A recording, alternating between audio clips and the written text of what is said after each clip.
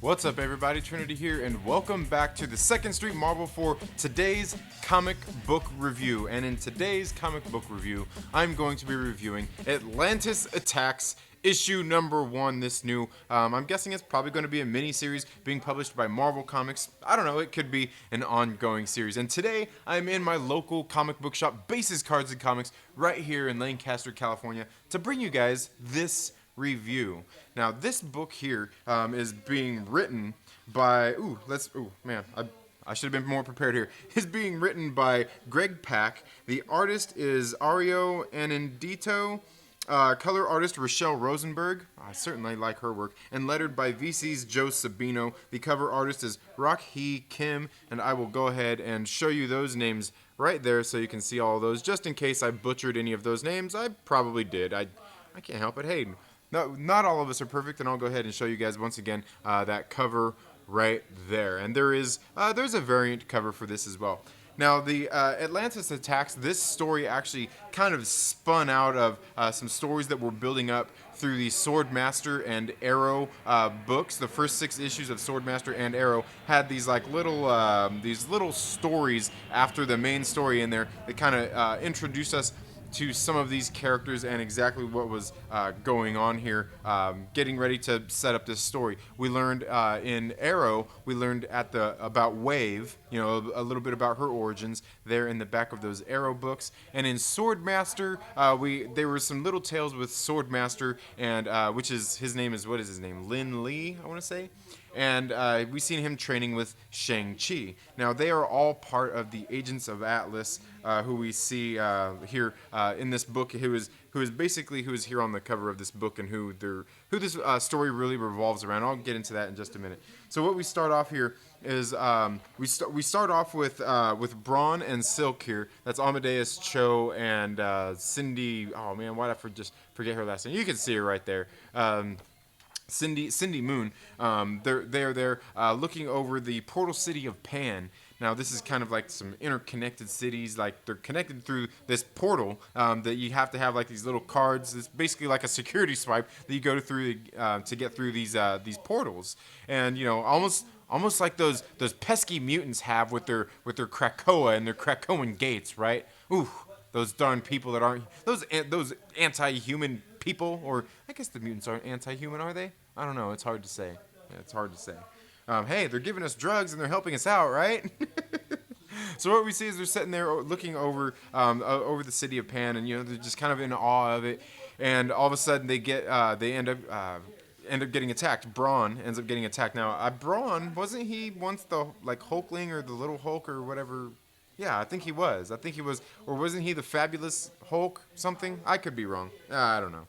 I won't confess to know too much about that. But he ends up getting attacked here at the very beginning by none other than Namor. And that's something that we get here. And then all of a sudden we flash backward to 24 hours earlier, showing us some of the different cities that are interconnected through this portal city of Pan. We've got we got Shanghai, Seoul, and Manila, all here. And what happens is this beach ends up getting attacked by this big old monster, right? So naturally, who's there? Wave. Let's see. Wave is there to help stop this beast, this thing, from attacking all the people there. And he ends up getting stopped because, hey, they have this portal. They have these portals there that protect people. How convenient. Anyway, so they get there, and people start to leave the beach and everything. After the attack, people are like, oh heck with this. So they swipe their little cards and they start going home. You can see right there the guy. He's like, I've had enough of this. I'm going home. Gosh dang it. But there's a family here that they're like, hey, we can't go back home because we're from Madripoor. So the refugees from Madripoor, in case you guys don't know about Madripoor, you'll never find a more wretched hive of scum and villainy. Or, dang it, that's the wrong universe. Yeah, it's all Disney now, right? It's all good. But, so anyway, they get attacked by this big old sea monster that was there, and then all of a sudden we find that there's an attack by this dragon, and I won't confess to know who this character is, but they end up getting attacked by this dragon at this basically at this tower that they have, this dragon they're kind of holding it prisoner. But what's happening is the city here of Pan and the portals and everything, they're actually powered by the scales of this dragon, but they're still holding it captive. And that's something they're talking about here is Hulk, Braun and Silk are sitting here talking about wanting to take this dragon and free it because it shouldn't be imprisoned like that and be just used to exploit it for its power reasons. But in the meantime, like they want to figure out a way to liberate this dragon, but they also need to figure out a way to power these portals and everything as well. So I don't know. Obviously, they've got a sticky situation on their hands.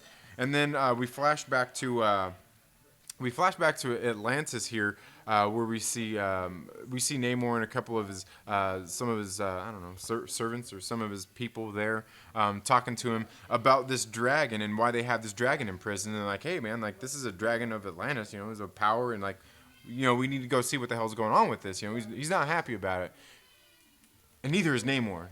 He's pretty pissed off, and as a matter of fact, he's so pissed off, he goes to find out what the hell is going on here. So he ends up going to, and that's where we flash, you know, kind of to the beginning of the book where we see them, where we see Braun and Namor sitting there fighting because you know he wants this dragon to not be locked up. You know, he wants it to be liberated. So he's there, and they're all fighting.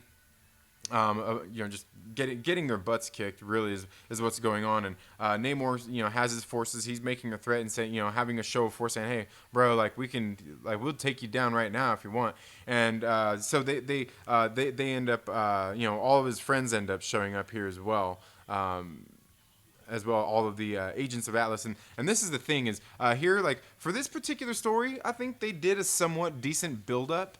To bring all these characters in for these new agents of Atlas, because you know you can see right here in the picture. I mean, we've got Aero, we've got Swordmaster in there. I think they got Shang-Chi, they've got Luna Snow, they've got White Fox. Well, is Luna Snow in there?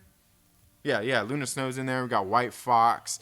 Crescent IO or EO are in there as well. So they've built all these characters up by way of little one-shot books that they have done, because most of these characters came into the universe by way of a game that's out there on mobile devices. I did reviews here on the channel for White Fox and Luna Snow and Crescent and IO or EO. You can go check those out. There's probably cards or playlists somewhere right up there. So yeah, I mean, for this particular book, they did a good job kind of building all of these characters up. You know, we also got Giant Man there as well. So they did a pretty good job introducing those characters for this. And so they pretty much what's happening here is they come to the determination that Namor is just there kind of sizing them up to possibly make an attack here later on. And then, of course, naturally, Jimmy Woo, who put the new Agents of Atlas together, also shows up to introduce them all to get the whole gang together of the Agents of Atlas and the Agents of Atlas. So I didn't read the Agents of Atlas series that was happened during the War of the Realms or anything, so I won't confess to know anything about that. But obviously here it looks like they're tying in the new Agents of Atlas along with the old Agents of Atlas. They're going to be having a team-up book coming in for this Atlantis Attacks book, because they're saying right here, it says, a war that could destroy the surface forever. Ooh, you gotta look out, because Namor and his people are pissed off. All right, so I don't know. I thought this book was pretty good. I'm not really for sure, how good this story is going to be or anything, but I thought this issue number 1 was pretty decent. The story, I don't know, like I said, it's been set up. They built it up pretty good, so I guess we'll see how this turns out, if it's going to be another little mini event that Marvel's just going to kind of do just willy-nilly or not. The one thing I will say is some of the art in here varies, and I believe there's only one artist here, and so that's kind of what makes me wonder, because like we get some of this art right here that is, it looks like it's a little more detailed and everything, and then you go into like the beginning of this book and you get stuff that's a little more I don't know, not as highly detailed, a little more plain and everything. Neither one of them are bad. I just like that stuff that's higher detailed, and I'll show you a particular panel in here that I really liked, seeing some of the detail in the characters and in their faces, and that's right here when this guy's talking to Namor right there. See that face right there? See how that all is? Like, I don't know. Like, I just think that looks good.